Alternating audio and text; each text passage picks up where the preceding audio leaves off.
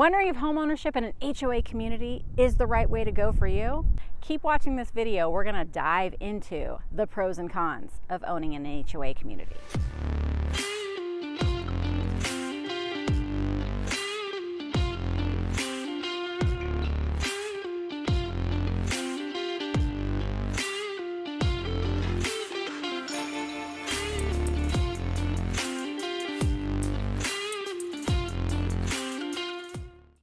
Hi everybody, Christina Ingram here with Keller Williams Realty Las Vegas of the Ingram Group, here to talk to you today about HOAs. Is buying in an HOA right for you?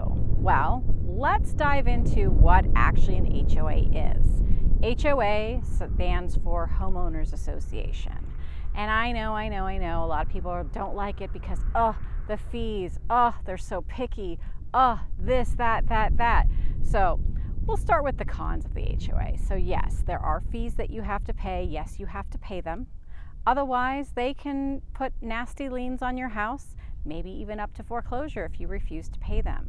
They can even fine you for not adhering to the guidelines within the community. So if you decide that nice little letter that you get about your weeds, you decide that you don't want to pull your weeds or ever pull your weeds, you're probably going to get little fines for that. And yes, they can also lien your home for those fines, and they could foreclose on your home as well. So you got to make sure if you're buying into an HOA community that you read the fine print on what you can and can't do. HOA fees can be anywhere from $10 a month up to, I've seen them up to $1,500 a month. It just depends on the type of community that you're getting into, how involved the HOA is, what amenities that you're getting, and how many homes are actually in the community. The more homes, usually the less HOA, the less homes, usually more HOA, but it all just depends. So when you're purchasing a home, you want to make sure that you factor that into the amount too. You want to make sure that it's not going to knock you out of what to qualify with.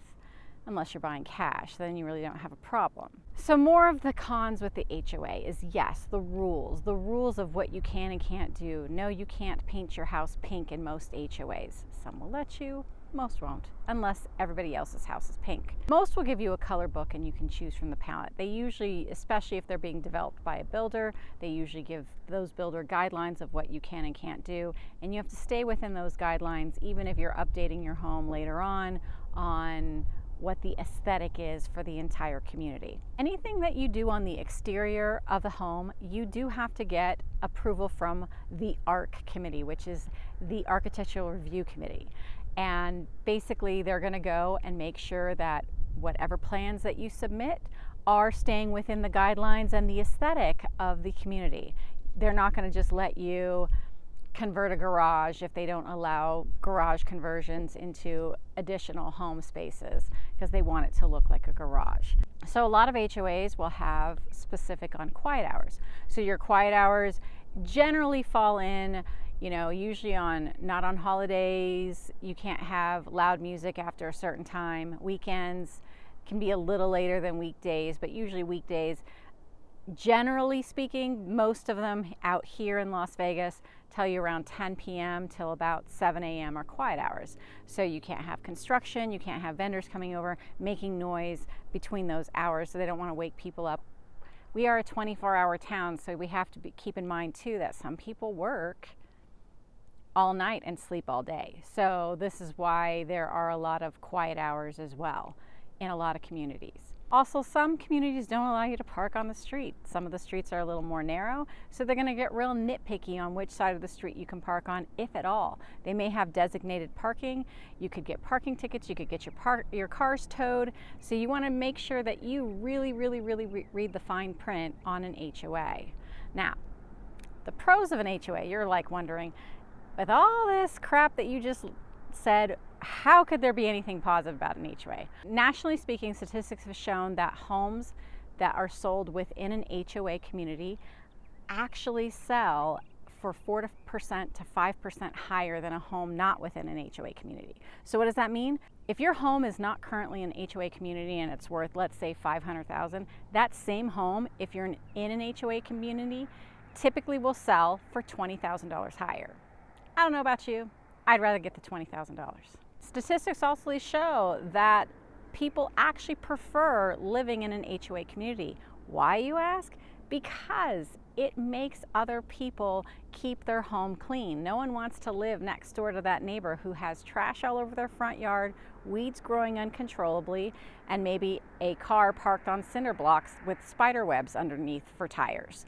So these type of things are not permitted in HOA communities typically, so it keeps the community more beautiful, and like I said, statistically showing, already keeps the value of your home higher. So that's why people do prefer living in an HOA. Yes, they get annoyed with the nitpicky rules here and there, but that's something to put up with if it's going to increase your home value.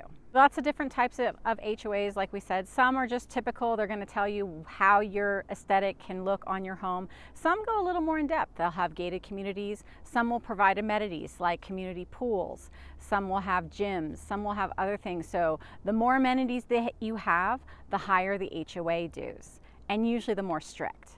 And also, if you have these type of amenities, yeah, your HOA might be a little bit higher, but think about the gym costs that you're saving, or putting in the pool in your home, because typically you are putting anywhere from $70,000 to $80,000 just for a basic pool nowadays, and you're not going to get that money back unless you're holding on to the home for 10 years, because typically a home with a pool is only going to allot you anywhere from $15,000 to $30,000 more in value. And also, if you're buying a home in a community that already has a pool and you want to add a pool, think about the cost that you're going to be saving not having to take care of the pool yourself. So you're going to have someone who's going to put in the chemicals, just the chemical cost. And also, if anything goes wrong with the pump, the filter, repairs, anything that you do is going to need repairs over time. So having a community pool might save you a lot of money. Yes, you're paying it in the long term, but you're not the one having to deal with the maintenance of it. And some HOAs even do lawn maintenance, front yard lawn maintenance. They won't do your backyard, but a lot of them will do your front yard, especially if you're living in a townhouse community. Condos, it's a given they're going to do pretty much everything, because condos, you typically don't have a yard. Now, townhouses, you typically do have a front yard and maybe a little bit of a backyard or a patio space.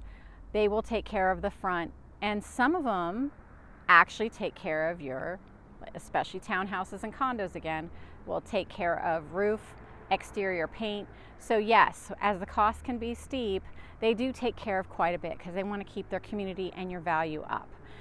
Also, if you're in an HOA, there might be restrictions such as rental restrictions. So if you're buying as an investor, you're going to want to make sure that you really, really read the fine print to make sure that you're not buying into a community to do something with the house that you can't do. And there are some HOAs, even house HOAs, that will only allow a certain percentage of investors in their community. Now, Vegas is pretty strict on Airbnb vacation rentals altogether.